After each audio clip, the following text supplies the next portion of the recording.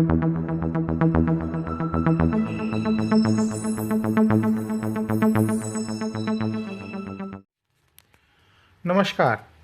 मैं आर.एस. रोहिला आज आपको बताऊंगा कि हम अपनी फसलों की यील्ड को कैसे बढ़ा सकते हैं।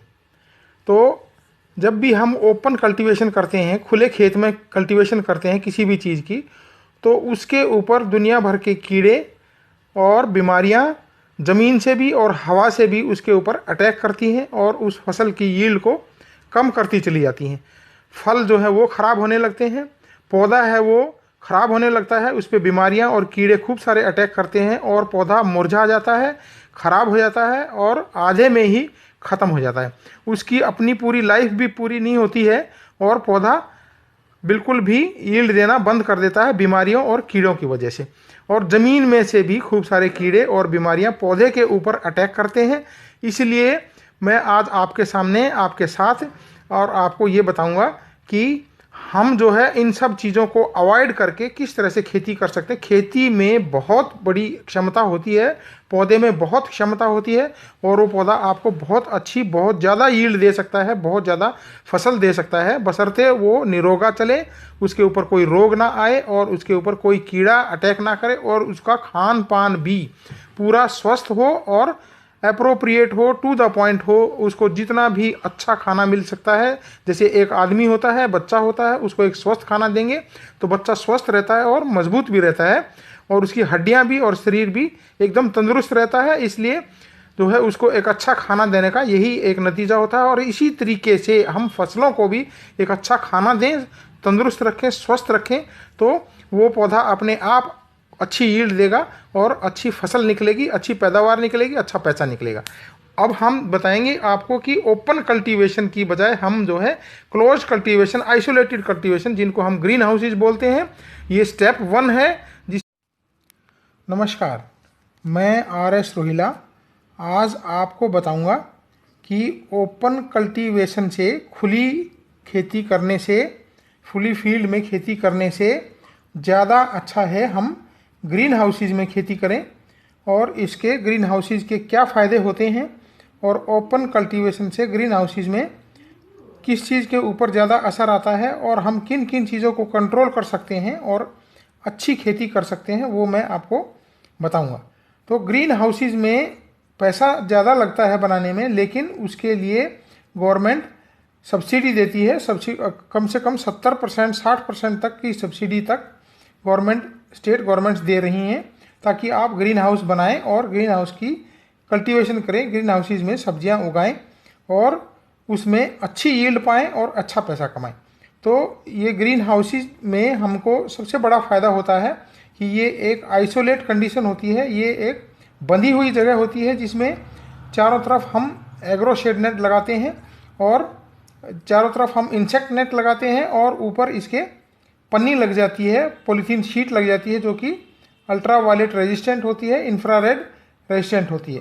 उससे अंदर गर्मी भी कटती है और आइसोलेट कंडीशन हो जाती है। बाहर से बर्ड्स भी नहीं आते हैं उस आपकी फसल को ख़राब करने के लिए और जितने भी इंसेक्ट हैं वो भी बाहर ही रह जाते हैं, अंदर इंसेक्ट नहीं आ पाते हैं। तो उससे जो है आपका फसल का नुकसान बहुत कम होता है और आप एक अच्छा इरिगेशन सिस्टम लगाकर, ड्रिपर और फॉगर्स और माइक्रो स्प्रिंकलर्स लगाकर आप एक अच्छी खेती या अच्छा कंट्रोल कर सकते हैं क्लाइमेट के ऊपर। तो इसमें जो हम बताएंगे कि आपको कंट्रोल किस किस चीज़ के ऊपर, देखिए इसमें आप फॉगिंग देख रहे हैं अभी और ये फॉगर्स लगाए हुए हैं इसके अंदर। फॉगर्स का बहुत बड़ा फ़ायदा होता है ग्रीन हाउस के अंदर।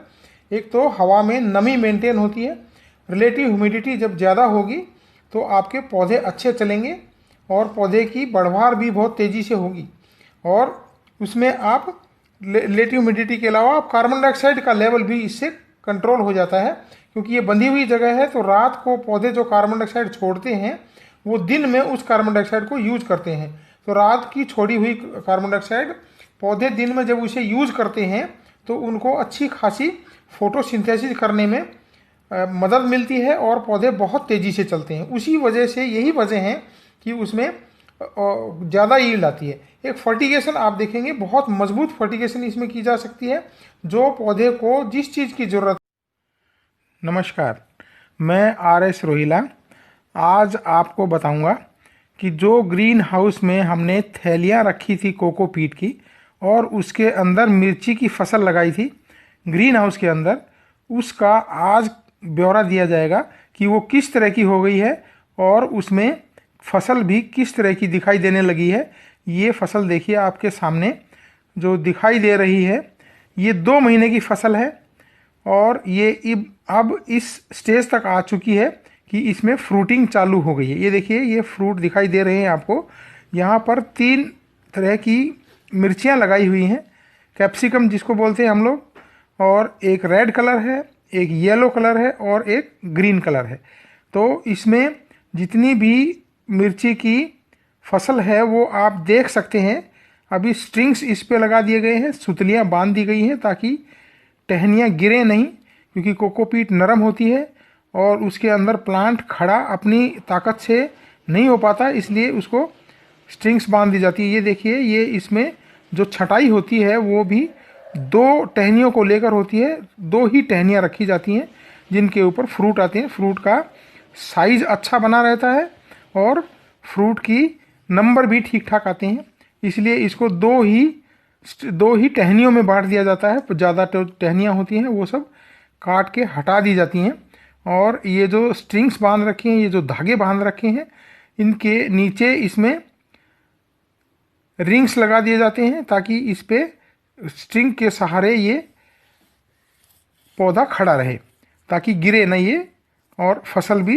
ये देखिए, ये सब की सब फसल जो है अभी इस स्टेज पे है कि इसको स्ट्रिंग्स पे बांधा गया है और करीब 15 से 20 दिन के अंदर यही मिर्ची जो फल इसमें दिखाई दे रहे हैं वो सब के सब ओवर मैच्योर होके कलर देना शुरू कर देंगे और ये एक बहुत अच्छी फसल आपके सामने दिखाई दे रही है।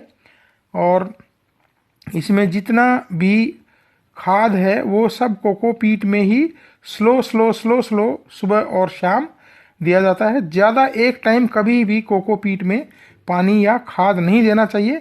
क्योंकि उसमें बहुत ज़्यादा नमी होने से फसल की जो कॉलर पोर्शन है उसमें बीमारी आ सकती है। इसलिए कोकोपीट में नमी बहुत ही मीडियम रखनी है, नमी का बहुत ही ज़्यादा ख्याल रखना है। मैं इस नमी के बारे में भी एक वीडियो में बताऊंगा कि नमी कितनी होनी चाहिए और नमी का क्या खेल रहता है कोकोपीट में काम करने से।